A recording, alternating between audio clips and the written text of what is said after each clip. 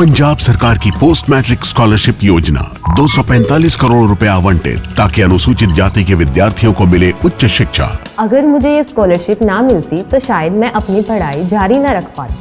2,31,000 विद्यार्थी पंजीकृत, 92 करोड़ की रकम दी जा चुकी। मैं AI/ML हमेशा से पढ़ना चाहता था।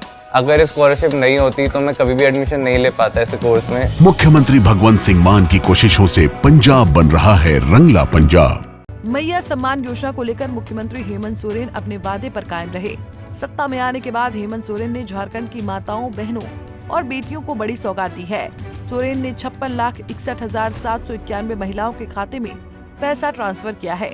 मुख्यमंत्री हेमंत सोरेन ने 1415 करोड़ 44,77,000 रुपए DBT के माध्यम से महिलाओं के खाते में भेज दिया।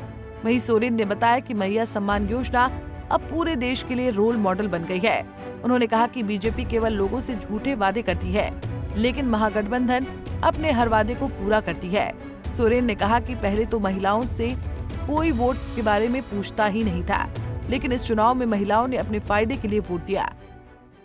कई राजनीतिक दल संगठन इतने झूठे वादे करते हैं, इतने लोगों को दिग्भ्रमित करते हैं, सपने दिखाते हैं।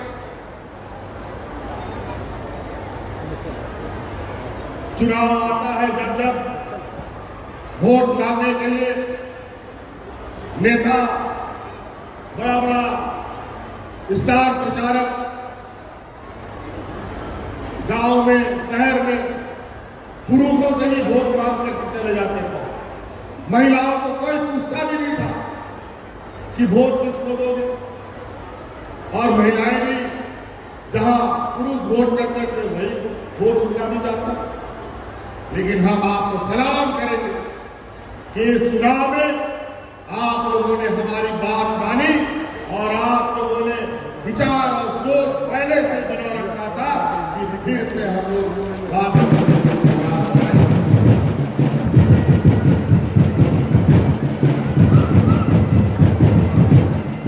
आज आप लोगों के सामने कई ऐसी चीजें बदलेंगी बहुत तेजी से। सरकार आपको राशन फ्री देती, बिजली भी हमने आपको फ्री कर दिया, बच्चों को पढ़ाई लिखाई, कपड़ा लत्ता, कलम कॉपी वो भी सरकार दे रही है, छात्रवृत्ति भी दे रही है। लेकिन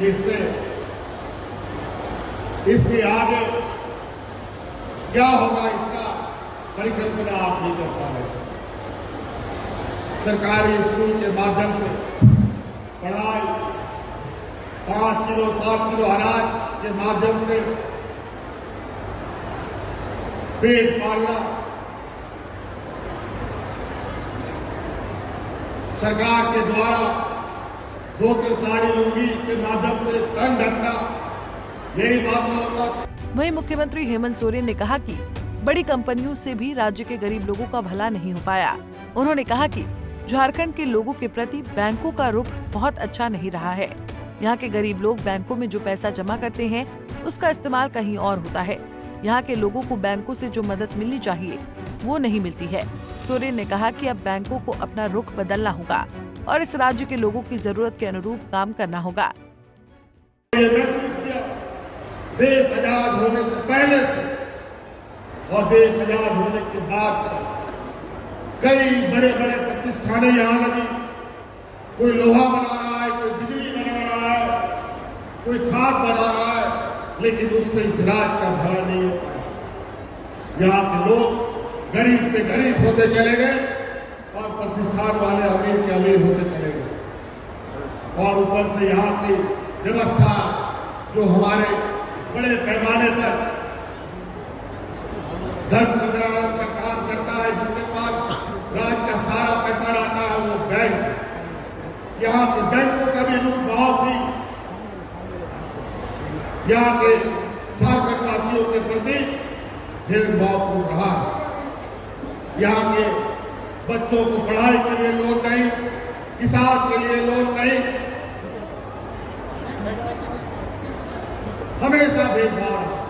और यहाँ का जो जमा पूंजी पैसा है वो गुजरात, महाराष्ट्र, मुंबई में जाकर के बड़े बड़े व्यापारियों को बड़े बड़े उद्योगों में बंटवारा करता है। मैं इस मंच से आह्वान करना चाहूंगा कि उन बैंकों के पदाधिकारी और बैंक कर्मियों को और बैंकों को भी अब अपना नजरिया बदलना होगा, क्योंकि आज इस रात का हमारे सरकार का लगभग 1830% जो पैसा है आज हमारे ग्रामीण क्षेत्र में जाने वाला है या जा रहा है।